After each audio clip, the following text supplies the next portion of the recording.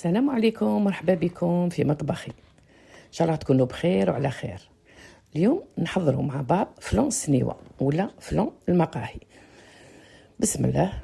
نبداو في تشكيل طبقتين تاع البسكوي. اي بسكوي متوفر عندكم نشمخوه في شويه حليب. القالب مربع 25 على 25 سنتيمتر. نشكل زوج طبقات. كل مرة نشمخ البسكوي في الحليب ونحطه في السنيوة.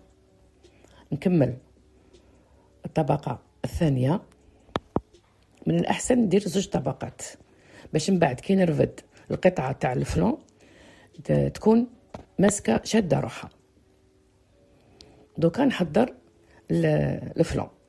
في كسرونة نحط 3 مغارف كبار مايزينا نشا الذرة مع 3 مغارف كبار سكر، وعلبة تاع فلون فاني 50 غرام، واللي يشريو بالميزان 3 مغارف كبار معمرين ملح. نخلط هادو نواشف. من بعد نزيد عليهم 1 لتر حليب. انا نستعمل في هادو لي ديسير والتحليات نستعمل حليب تاع شكارة. نزيد لها عطر الكراميل، لا ماشي متوفر ديروا عطر لافاني. نخلط مليح ونحط الكسرونة على نار متوسطة مع التحريك حتى توصل درجة الغليان. الفلان راهو واجد. نفرغوا فوق طبقتين تاع البسكوي ولازم نجوزوا على الصفاية. نفرغوا هكذا بالعقل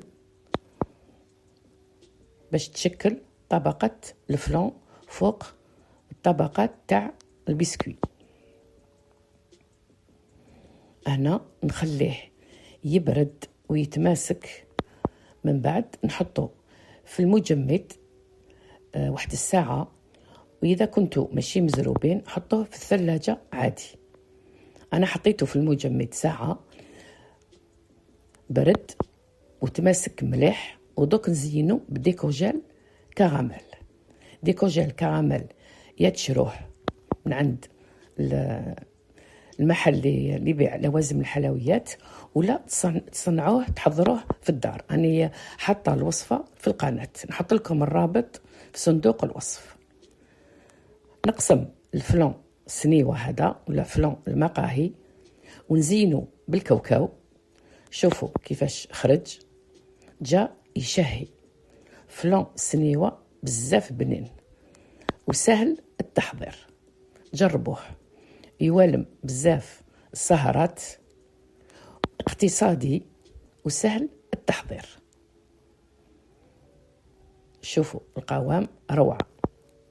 شكرا على المشاهدة، وإلى اللقاء في فيديو آخر إن شاء الله.